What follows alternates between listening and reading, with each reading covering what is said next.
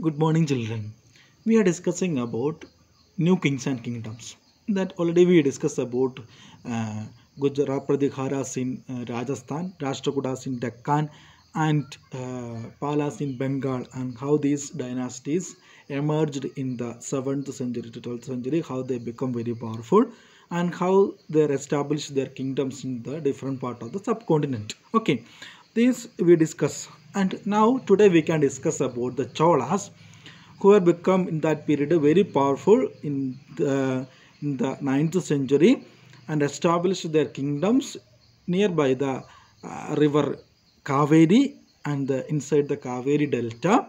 So we can discuss about the Chola dynasties. Cholas uh, raised their power nearby the Kaveri River, nearby the Kaveri Delta, including in the Kaveri Delta, Madurai, Tanjavur, and Gangaikonda Cholapuram, Kanji. All these areas were very important for these Cholas, and Cholas established their kingdoms in these places. Okay, they were established their kingdoms in this place. We can look about them. You have to locate these Cholas from your textbook. The page number given 22, page number 22. There is given one map, map 2, and from there you have to find out the Cholas kingdoms. Okay, then how did these Cholas rise to power? How did these Cholas rise to power? A minor chiefly family known as the Muttarayar held the power in the Kaveri Delta. At that time, the 9th century, who were the Muttarayar, a minor chiefly family known as the Muttarayar. Okay, Muttarayar held the power in the Kaveri Delta. Okay, they were the subordinate of the Pallava kings. Okay, these chiefly family were the subordinate of the Pallava kings of the Kanjipuram. Okay, then Vijayala, who belonged to the ancient chief family of the Chola from Urayur, captured the delta from the Muttarayar in the middle of the 9th century. He built the town of Tanjavur and a temple for goddess Nishumba Sudhini there. So, in the 9th century, from the Muttarayar, Vijayala, who belonged to the ancient chief family of the Chola from Urayur, captured this region. Okay, and he built the town to the Tanjavur, built the town of the Tanjavur and a temple for goddess Nishumba Sudhini there. Okay, so the founder who is Vijayala. Then the successors of the Vijayala conquered neighboring regions and the kingdoms grew in size and power. So the followers of this Vijayala conquered neighboring regions and the kingdoms grew in size and power.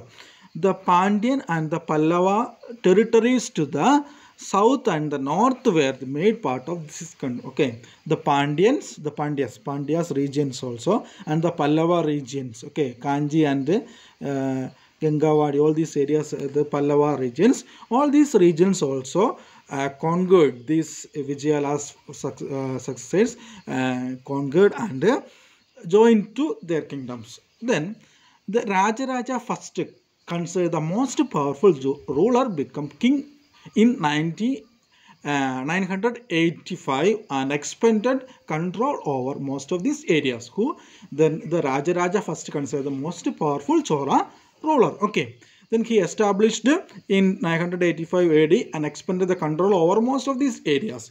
He also recognized the administration of the empire. Rajaraja's son Rajendra I continued his policies and even raided the Ganga Valley, Sri Lanka and countries of the Southeast Asia. Okay, developing a navy for the expedition. So this Rajaraja first and his Rajendra also. Rajendra first, the Raja first son is known as Rajendra first. They too were the very powerful rulers, and he established kingdoms in that area and conquered all other nearby the regions, even the Ganga Valley, who the Rajendra first continued his policies and even raided the Ganga Valley and Sri Lanka and countries of the Southeast Asia developing. So he was formed a navy for these expeditions, and controlled all these areas, and even the Sri Lanka's his power is reached nearby the where reached his powers were reached nearby the Sri Lanka, so inside the Sri Lanka. So that much powerful ruler the Rajaraja first and Rajendra first. Okay, then even he conquered the Ganga Valley. That is why these areas, these Cholas areas were known as Gangaikonda Cholapuram. Gangaikonda Cholapuram. Okay.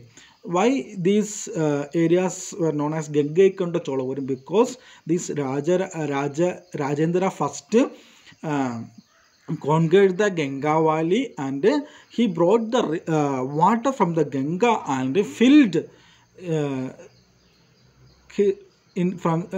filled the tank of inside his kingdoms. Okay, so like that these places were known as Gangaikonda Cholapuram. Gangaikonda, why it is known as Gangaikonda Cholapuram? Why it was known as Gangaikonda Cholapuram? Because of the Rajendra first brought the water from the Ganga river and filled his tanks in the Cholas, okay, in the Tanjavur. So that is why it is known as Gangaikonda Cholapuram. Okay.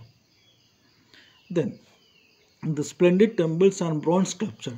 The big temples of Tanjavur and Gangaikonda Cholapuram built by Rajaraja and Rajendra are architectural and sculptural marvels. So the Tanjavur temples and Gangaikonda Cholapuram built by the Rajendra and Rajaraja and Rajendra first. Okay, are architectural and sculptural marvels. Then Chola temples become the nuclear settlements. So at that period, these Chola temples not only for the worship, it is for all other activities are conducted in that areas. Okay, so these often become the nucleus of settlements which grew around them. These were centers of crop production. Temples were also endowed with land by rulers as well as by others. The producers of this land, the produce of this land went into maintain all the specialists who worked at the temple and very often lived near it. The priests, land makers, cooks, sweepers, musicians, these were the workers who were working inside the temples, in the temple's land. So the produce of the temple lands that is used for this establishment or the expense of these people. Okay, in other words, temples were not only places for worship, they were the hub of the economic and social and cultural life as well. Okay, so this temple, I already said, this Chola temple is not not only for the worship. These were the important hub of economic and social and cultural life. Okay, so all these activities were conducted in these temples, and like that these temples become very important. Amongst the craft associated with the temples, the making bronze image was the most sensitive. Okay, so the bronze images of these Cholas were very important, because that much beautiful bronze images were made by in that very density. So Chola bronze images are considered amongst the finest in the world, while most images were of deities. Sometimes images were made up of devotees as well as. So these are the importance in the temple. Then how agriculture and irrigation works are held in the temple. Many of the achievements of the Cholas were made possible through the new development in the agriculture. Okay, so all this wealth were used for development of agriculture. Cholas gave very importance to this agriculture. Okay, that we can look at the next class. Okay, thank you.